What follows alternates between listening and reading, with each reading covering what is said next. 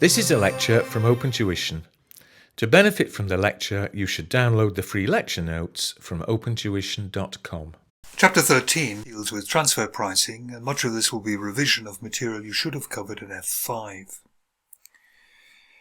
First of all, we'll look at the aims of a transfer price. And really before that, why does it arise? And it arises really in cases of divisionalization, the overall organization being divided into two divisions, one perhaps manufacturing components, one assembling those components and selling it on. And we know that divisionalization can be very beneficial to organizations. It allows managers to concentrate on the operations that are being carried on by their particular part of the business. And so divisionalization is common, and once you have one division transferring to another division, automatically you have the problem, should there be a price involved? Should there be a transfer of value from one business division to the other? Should one sell to the other? The aims of a good transfer price are as follows. First of all, it's good if you can give all the divisions involved some profits. Profits are motivational. We all like to beat a profit target much more than we like to stay under a cost target. And if there were no transfer price at all, it would mean that the transferring division, the division making components, would never have any sources of revenue. It would be condemned to making losses. So good transfer prices will divide up the profits, giving a bit of profit to each of the divisions and therefore being motivating. Secondly, autonomy. What you don't want in a divisionalized situation is say to a manager, well, you are in charge of this division, and then you keep coming back, head office keeps coming back and interferes with what that manager is doing. The manager feels very disillusioned and so on. What you want to do is to set a transfer price and then go away and hope that the managers make the right decisions. And they make the right decisions if they achieve goal congruence. Goal congruence means that when a manager makes a decision about their division, and that will probably be a decision to maximize the profit made in their division, it also is a decision which maximizes the profit made by the group. So managers making a decision what's good for the division is good for the group. You need transfer prices for accountability. If you didn't have transfer prices, it could be difficult to know where the costs actually lie, who is responsible for certain costs and certain events. And the second reason is performance measurement. If the division which received goods in effectively received those free of any sort of charge, it's going to make massive profits. And it's going to look very good. Whereas the division transferring out these goods free of charge is going to be, as I say, condemned to making losses. A good transfer price, perhaps one based on market prices, would allow us to compare the divisions to companies that are standing on their own, that are not part of a group or divisional network. So if you have to transfer goods out at a market price, then it's as though you're standing on your own feet. And if you can't make a profit doing that, then maybe that division should be wound up. Example 1. And all of these examples are taken from your notes. So here we have Division A produces goods, transfers them to Division B, which packs them and sells them on to the public. Division A has its own costs of 10. Division B has its own costs of 4. And they sell to the public at 20. There is no mention yet of what a transfer price might be, and we'll just kind of play around with various little scenarios just to get used to the shape of it. So, we can set it out as A and B, and we will have transfer in costs.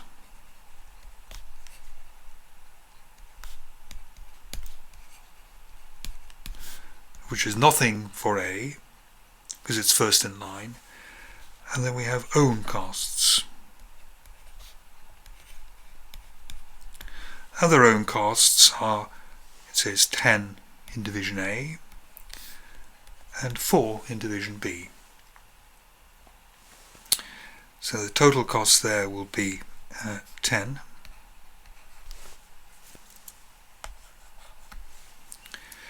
And then we can have some profit.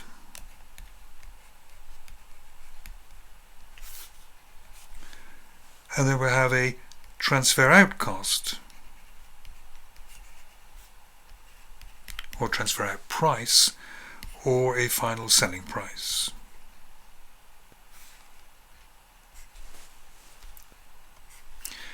We know there the final selling price is going to be 20. That's really all we can fill in at the moment. We don't know what the A transfers to B at. We can put in some figures in a moment to see what that's going to be. But what this allows us to do is to decide what the group profit per unit would be. And the group profit per unit is obtained by saying, well, the real outside costs, the own costs which we've got in here, is 14. The real outside revenue is 20. So the group profit that we're dealing with is 6. And all that varying the transfer price is going to do is to alter who gets this part of the 6. How much of it does A get, how much of it does B get. So if we put a transfer price in here, for example, of 12, then the profit here will be 2. So my finger keeps going for that. The profit here will be 2. And this is then transferred up there at 12. We have transfer in costs plus own costs giving us 16. And we have the 4 there. And both parties will be willing to operate at that transfer price. If you're going to transfer goods at all, both parties must be willing to play ball. So A is willing to play at a transfer price of 12 because it gives it the opportunity of making 2 per unit. B is willing to operate as well because it gives it a profit per unit of 4. They both get profit, so that's okay. If we had set a transfer price of, let's say, 17, so we'll be coming down in here. A would be in here at, same as before, 10, 10, and then we're going to put in here a price of 7, 17. A makes a really nice big profit of 7, but when you get up to here, these poor people are transferring in at 17. They're their own costs of 4. They're going to have 21, and they're going to be making a loss in there. So that transfer price would simply not be operative, although A would dearly love to sell at 17. B will not want to buy at 17 because that condemns it to making a negative contribution of 1 per unit. And one of the things we need to keep looking at when we're looking at our transfer prices or ranges of transfer prices is transfer will only occur if both parties at least avoid a loss. On the very margin, they might put up with making 0, but they will not volunteer to buy or sell goods if doing that will make them a negative contribution. Okay, let's see the next example. Asks us here to calculate the transfer price, the profit made by the company overall, and the profit reported by each division separately. It's very, very simple. So it is. So it's really just setting it here at costs plus 20% as one of the ways of setting a transfer price. But the shape is the same as before. A is transferring to B. You have the transfer price. We have own costs. That'll give us total costs. We're going to have then the transfer price out, or the selling price, depending where it's going. So A has no transfer in price. A again is first in the chain. It has costs of 15 per unit. So its total costs per unit are 15. It transfers the goods to division B, which is additional costs of 5 per unit, so its own costs will be 5.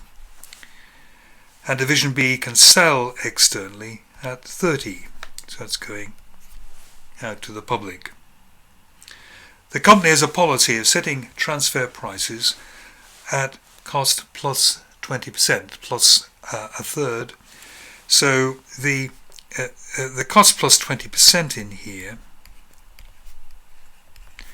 will give us 3 there, will give us 18.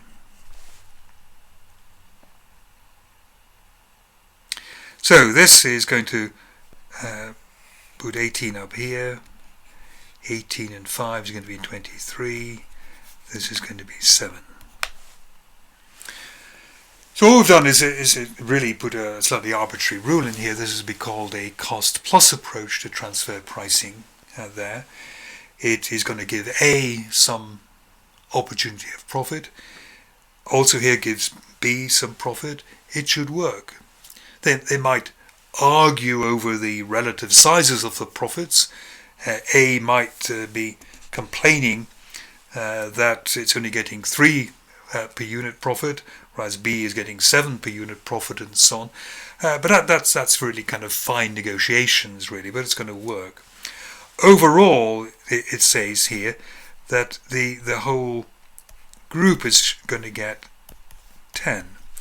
3 profit in A, 7 profit in B, 10 overall, and we can make sure that that is right, because the final selling price is 30, A's own costs were 15, B's own costs were 5, so that indeed is 10. And all we've done is to split the 10 into 3 and 7. So it would work, it would be a viable transfer price. It's not too bad, it's giving both of the parties some profit. What are the practical approaches to transfer pricing? And we'll come across later, or very soon really, some theoretical objections to some of these. But the practical approaches which are used by people are, first of all, cost plus. That's like the last example. Cost plus 20%, cost plus 25% is a way of getting to a transfer price which should give you some profits. The plus 20 and plus 25% can be a little bit arbitrary. And a very strong contender in a practical transfer price is a market price. You see, people might complain, why have you done cost plus 20% and not cost plus 25%? And B, buying in, says, why am I being charged at cost plus 25%? If you say, well, I'm going to transfer at transfer prices, neither party can complain quite as much. You can say to the division A, if you like, well, I'm getting you to sell at market price as though you're on your own. Let's see if you can make a profit of that. And you can say to division B, I'm getting you to buy at market price as though you were standing on your own. And let's see how you deal with that, rather than being kind of feather bedded by having artificially set transfer prices which can distort performance. Marginal cost, you transfer at marginal cost. The difficulty with this is that it would give the equivalent division A, the transferring division, no profits, and indeed it condemns it to making a loss. Transferring at marginal cost will cover marginal costs, but you're left with a big debit on the fixed costs, so it's maybe not very motivating.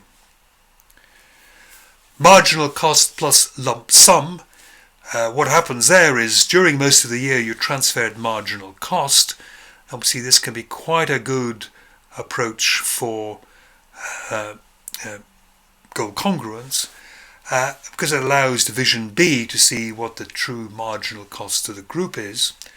And then at the end of the year you say, right, let's make a journal transfer, let's give the transferring division some more income, if you like, to cover profit. That's the lump sum.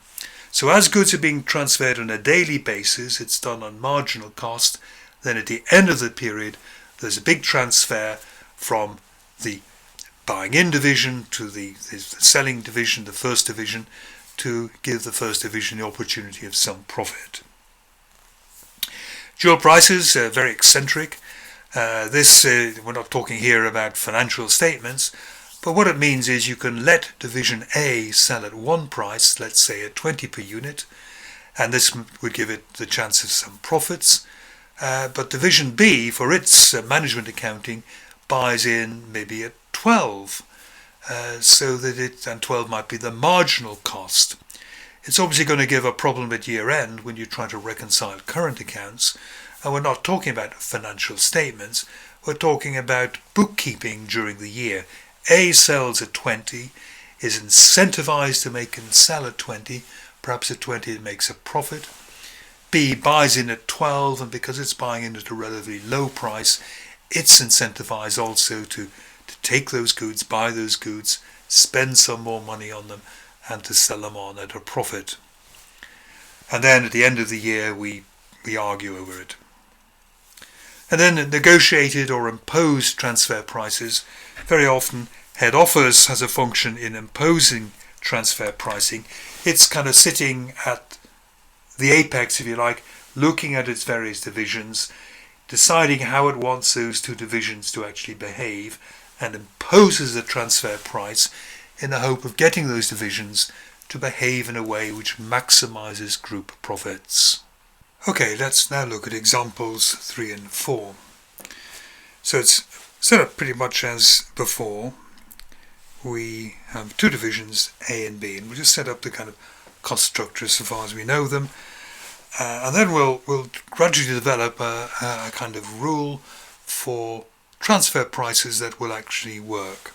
So we'll start over here. So we have A transferring to B, and we have the transfer price or the transfer cost, nothing in A. We have the own costs in A and B. So here it says division A has costs of 20, transfers the goods to division B, which has additional costs of 8 per unit. And division B can sell externally at 30. So here we have total cost of 20. There's going to be a little bit of profit in here.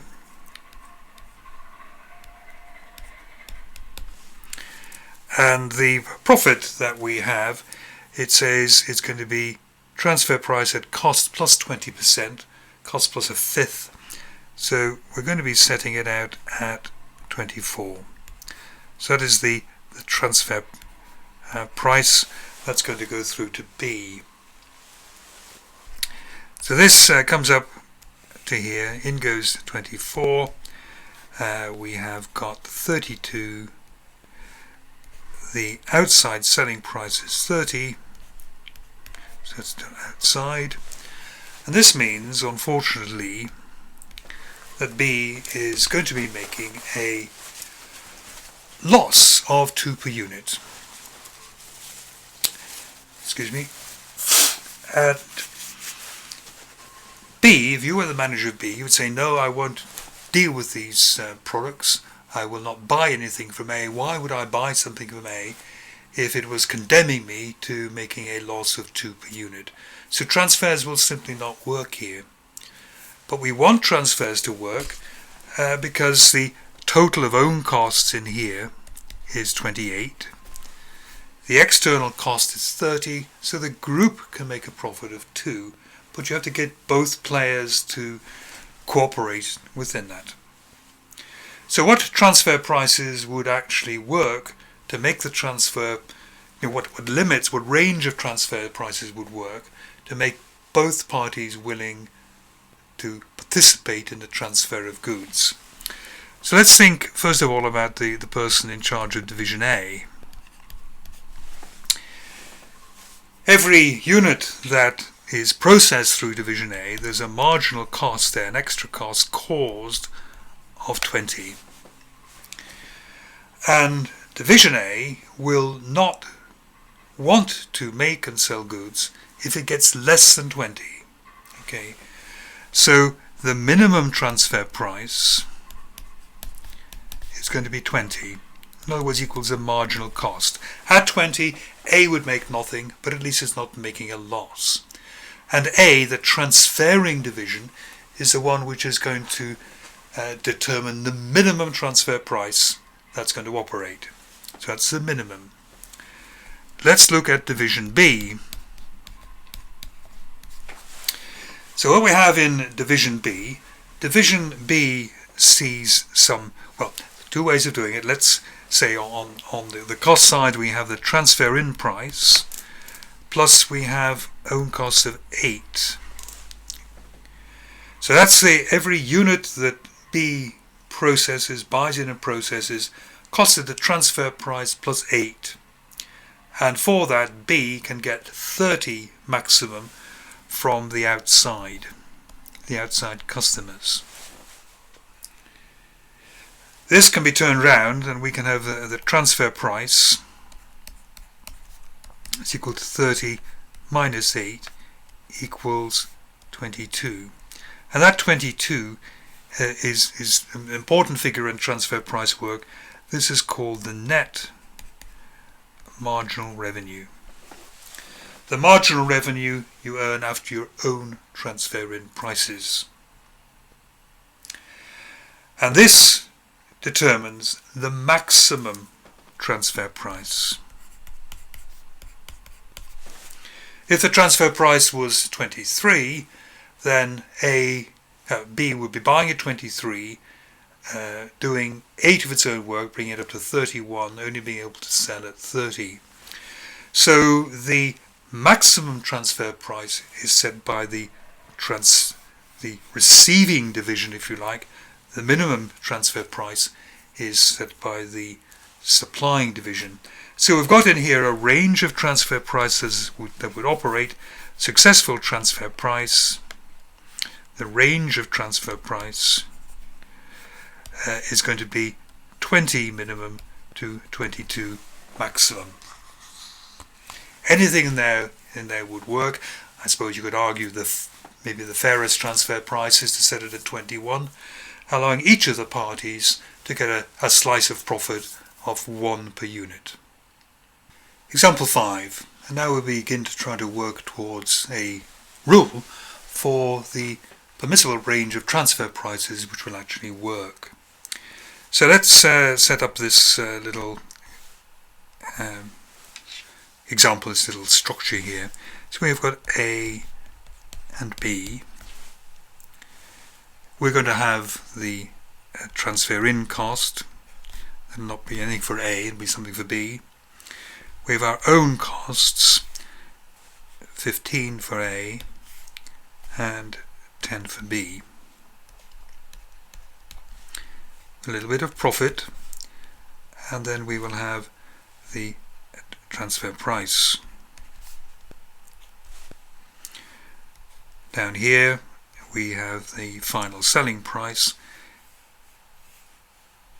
B sells externally at 35 per unit.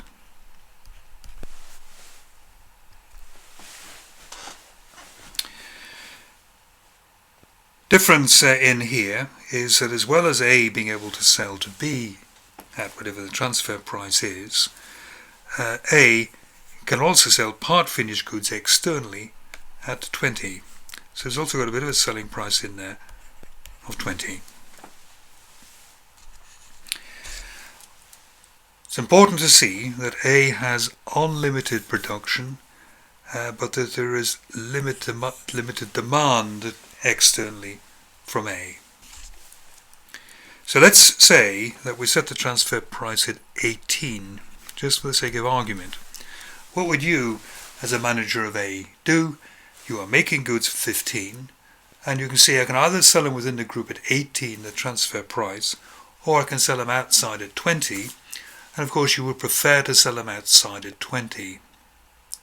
Now what you would do is you would keep selling outside at 20 until this limited demand had been satisfied, and then you would turn your attention to selling up through to B. Okay, so that would work. I mean, that would work okay. We could have a transfer price in here of 18. That will give this a profit of 3, we're selling up in here, eventually selling up in here at 18. We have got 28 in there. That's going to give us 7 there. That's going to give us 10 profit. And we know it's going to give us 10 profit. We know that is correct because the total cost we've got there is 25. Their true own costs are 25. The true outside revenue is 35. So again, there's a 10. So all we've done in here is really to split the 10 profit that's available for the group to 3 and 7. So here we could say that the minimum transfer price, that's going to be determined by A. The transferring division always sets the minimum price. That's going to be equal to the marginal cost is equal to 15. If the transfer price were lower than 15, after we exhaust all the sales to outside at 20, then we'd stop, because there's no point making more units at 15 only to sell them at 14. The maximum transfer price, that's going to be set by B. The buy-in division, that's going to be the net marginal revenue. So we've got 35 is the revenue coming in from outside. We have own costs of 10, going to be 25. So if, for example, the transfer price was set at 24, then we'd have 24 plus 10. It's a big one. If the transfer price was set at 24, we have 24 plus 10, that's 34. We're selling at 35, that still gives us 1 profit. But if the transfer price was 26, we transfer in at 26, not this 18. 10 and 26 is going to give us 36. We're going to be 36 costs, 35 revenue. We're not going to deal. So the minimum and maximum transfer prices 15 up to 25. And nothing much has changed in that example from what we saw before. Let's look at example 6. No figures have changed, but what has changed is now we have limited production capacity in A and unlimited demand. So division A, division B, we have the transfer price, that's going to be nothing there. We have our own costs, the same as before. That's going to be 15 and 10. We have the kind of total costs there, got a bit of a profit there. We're going to have the transfer price there. Or again, we're going to have a selling price going on here. Can sell externally at 20. And the external one here is going to be 35.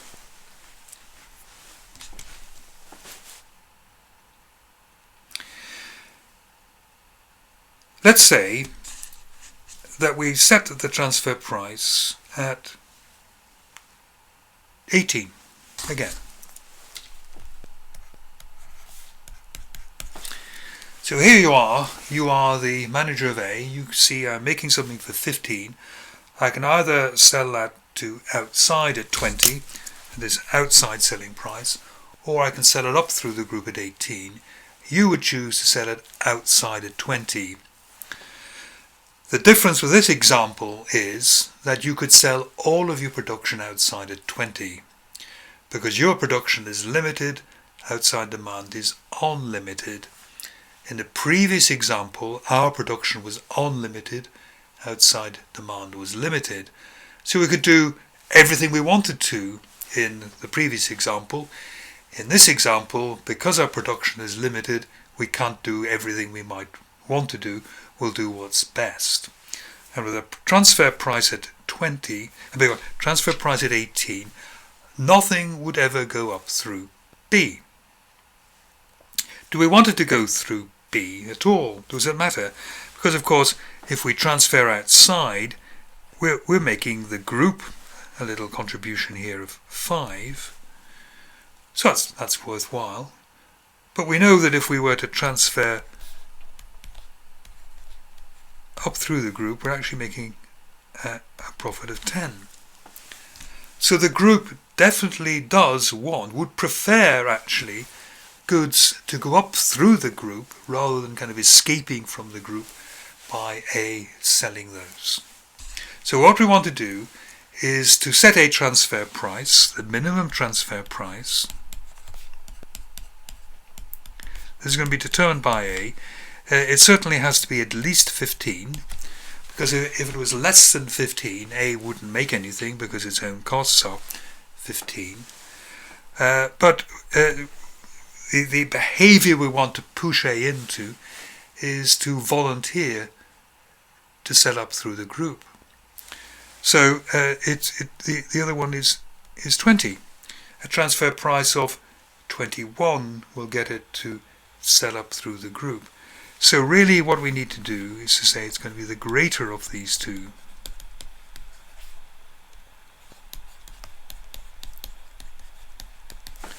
The transfer price has to be at least 15 to work at all, for A to make it all, but then for B selling up through the group to compete successfully with selling outside, we have to provide it really with a competing price of 20. Now normally, in fact, it's not actually explained quite like that or defined quite like that. It's usually defined as a minimum transfer price. It's a greater of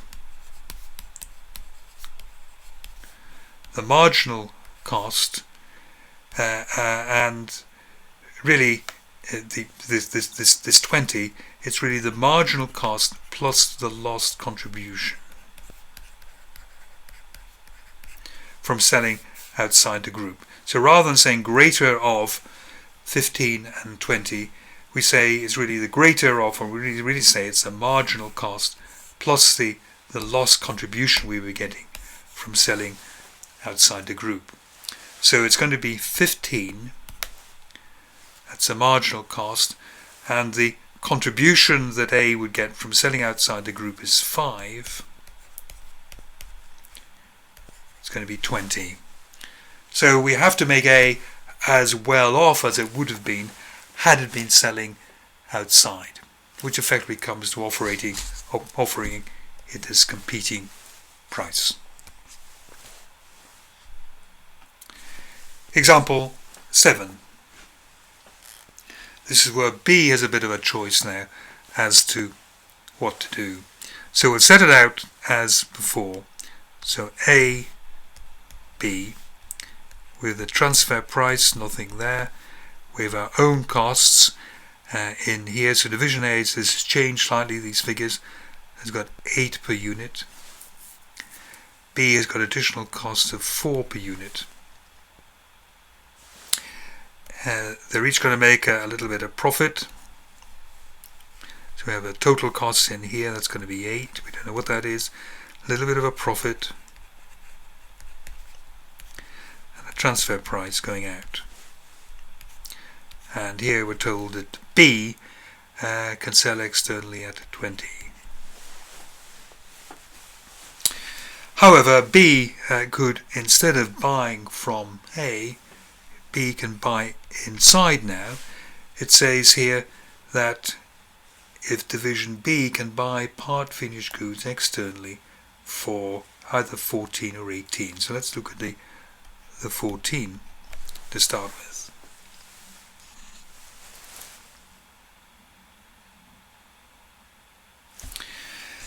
Again, you have to get at it and thinking, what would we want the group to do? Okay. The group, in order to get a unit within B, can either pay 14 to an outside supplier or essentially pay 8 if it gets A to make those goods. Okay. Therefore, we could say that so far as B is concerned, I don't think there's any problem with A here. So with A, the minimum transfer price is definitely going to be 8. A will not suffer a negative contribution, but if we look at B here, it's the one that's going to determine the maximum transfer price that we want to give to B here. And what we don't want to do is to make B prefer to buy in outside at 14. Because that's a 14 cost to the group. Whereas if something is made by A and passed up through to B, then the cost to the group is no more than 8. Okay? So we're looking here at 14. The maximum transfer price is going to be 14 in that situation. If the transfer price was 15, if we put in here 7.15, we're faced here either with a decision: we buy in from there at 15, or we buy in here at 14. And all that happens is, if you buy in there at 14, you have your own costs of 4. That's going to be 18. We sell outside, we're only going to make a profit of 2. Whereas we know the other way, 8 plus 4, 12, we can make a profit of 8. It is better for B to buy internally, better for the group if B buys from A internally.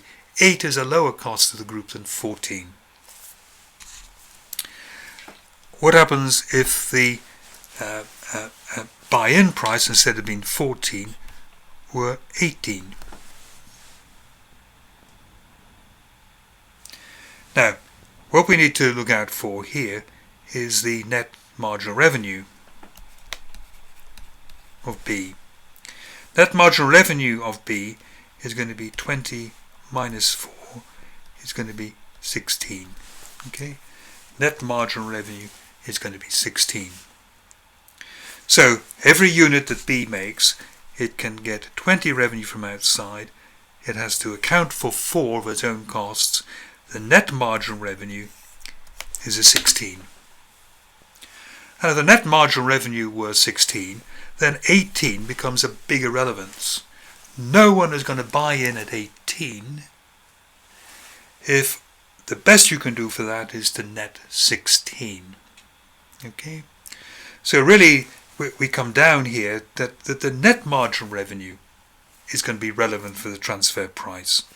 There's no point in putting transfer price of 17 in there. Okay? The maximum transfer price that would get goods going across is if this was set at 16. So this will be 16. Plus 4, this will be 20. We're just breaking even there.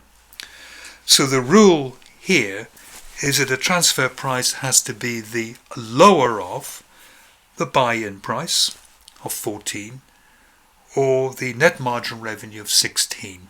Okay? It has to be the lower of it, because if the transfer, the buy-in price was 14, we would prefer to transfer up through the group. So we have to offer B a transfer price low enough in a way to beat the buy-in. So it is the lower of the outside buy-in price and the net marginal revenue. So here are the rules. The minimum transfer price is determined by the transferor or seller.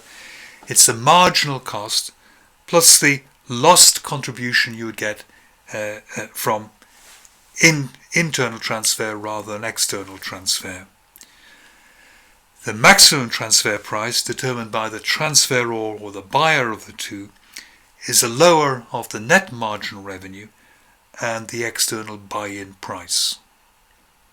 But don't worry too much about the rules. Understand the logic and the reasoning that's going behind it.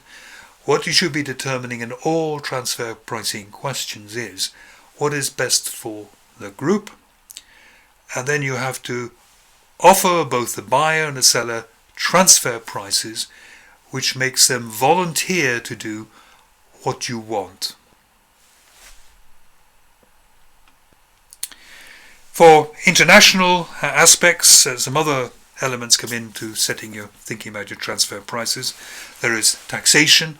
The idea would be, if you are in a low taxation area, then you want to transfer to another division in a high taxation area.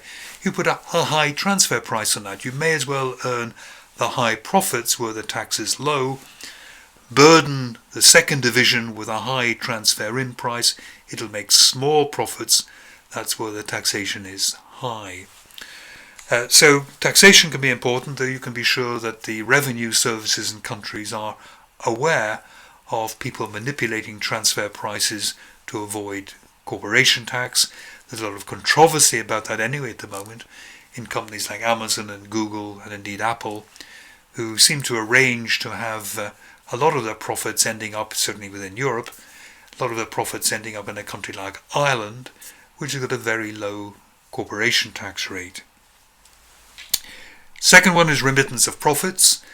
Some countries, if you make a profit in that country, are reluctant for dividends to be paid outside that country to the holding company.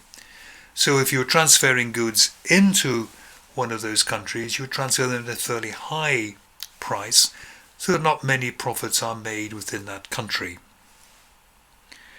Quotas and tariffs.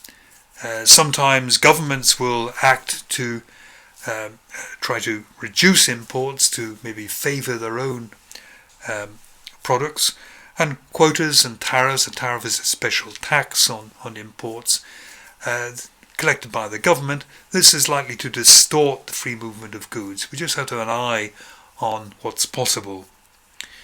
Exchange rate considerations. The exchange rates move. We can expose ourselves to some risk in these situations and so on. If we're transferring goods, let's say from Europe to America, the goods there will be in dollars. If the dollar weakens, the price goes up and so on. And it may not be competitive to keep the same transfer prices in the face of currency movements. And finally, we have to have an eye on the competition. It's all very well saying, oh, I want to transfer at this price and so on. But we've seen from these examples where we can sell externally or buy externally and so on. We just have to watch what the competition is up to and make sure we don't set transfer prices which favour the competitors at the cost of group profit.